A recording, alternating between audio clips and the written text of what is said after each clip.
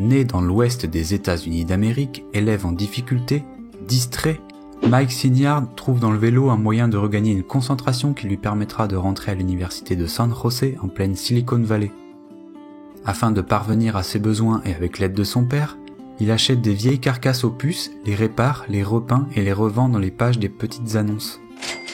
Il commence par étudier l'aviation, s'avère être plutôt mauvais pilote et décide alors d'arrêter le carnage complet pour s'inscrire dans un cursus de commerce. Sa petite idée ? Importer des pièces de vélo haut de gamme européennes. Fin des années 60, le prestige est français, mais surtout italien. En 72, il obtient son business degree, son diplôme de commerce, et décide de fêter ça en faisant un tour d'Europe à vélo. Très bonne occasion de mêler plaisir et projet.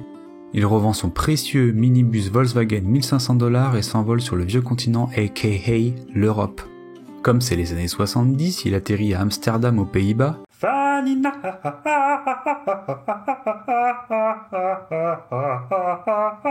et trace sa route jusqu'à Barcelone puis remonte en Italie. 3 mois de trip déjà, il rencontre une Suissesse, discute de vélo et comme par chance, elle a des contacts dans l'industrie du cycle.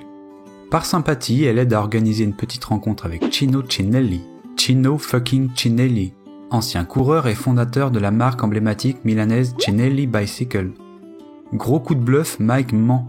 Il exagère en racontant être en relation avec les meilleurs pilotes américains et c'est totalement gagnant. C'est bien simple, il lui reste $1200 dans sa besace usée, il redécolle donc avec $1200 de cintres de potences italiennes. Matériel terriblement exotique et introuvable chez lui. Enfin, plus maintenant. Par passion pour les belles pièces italiennes, pour ses spécialistes du tube et du cadre de vélo, il nomme sa jeune société Specialized Bicycle Components. Il veut se démarquer des produits standards et bas de gamme américains. C'est 1974. Sans voiture, il s'équipe donc d'une petite chariote et va de chemins en route à la rencontre des magasins alentours. Inconnus au bataillon, les propriétaires de shops sont sceptiques et n'ont aucune garantie, aucune confiance en sa capacité à livrer des stocks supplémentaires.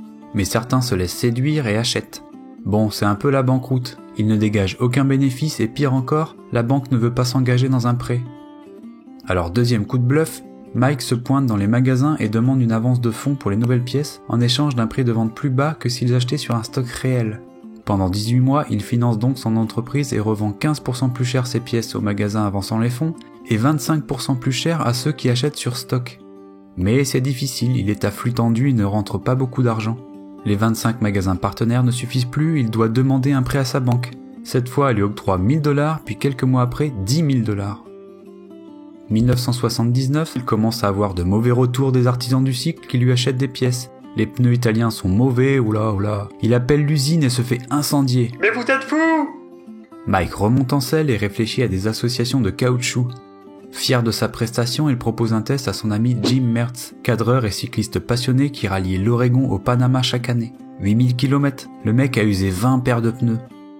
Un an après, le Specialized Touring Tire est prêt pour la vente. On le trouve dans seulement 2 magasins mais très vite, les clients satisfaits en attirent d'autres et de simple importateur, Specialized devient innovateur et fabricant. Fin des années 70, il crée des vélos complets, le Sequoia et le Halez. Le premier est un vélo en acier de tange, très léger et confortable, parfait pour les longues balades de cyclotourisme. Ce vélo évoluera jusqu'à devenir aujourd'hui un gravel, vélo d'aventure. Le second, aussi en acier, est bien plus court, sportif et vif, parfait pour envoyer du lourd sur route. Mais ce qui propulsera Specialized dans les hautes sphères du cyclisme mondial, c'est le VTT. En fait, en 1980, il vend énormément de pédaliers et de tubes aux artisans du comté de Marin, en Californie, comme Tom Ritchie par exemple. Mike s'aperçoit que ces artisans créent des vélos capables d'affronter les sentiers accidentés du coin et pressant un tournant majeur.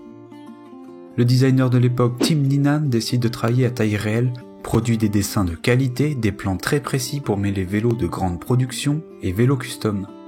C'est la naissance du fameux Stump Jumper.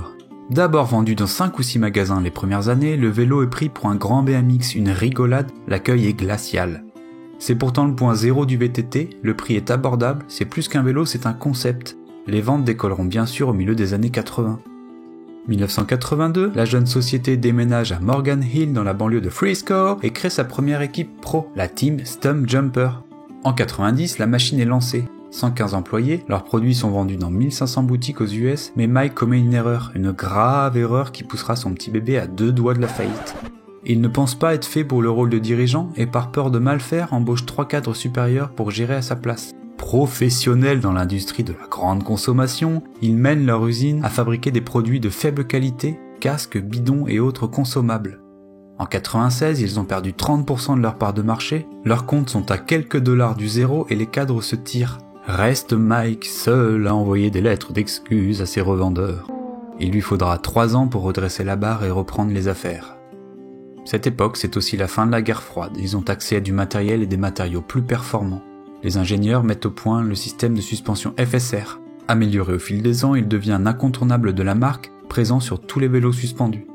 Ils décident aussi d'utiliser des alliages d'aluminium conçus en interne et non génériques. Idem pour le carbone avec le FACT, Functional Advanced Carbon Technology, dénomination englobant le process de fabrication et de conception. On retrouve ce matériau dans les cadres, mais petit à petit aussi dans les roues, les casques et les semelles de chaussures.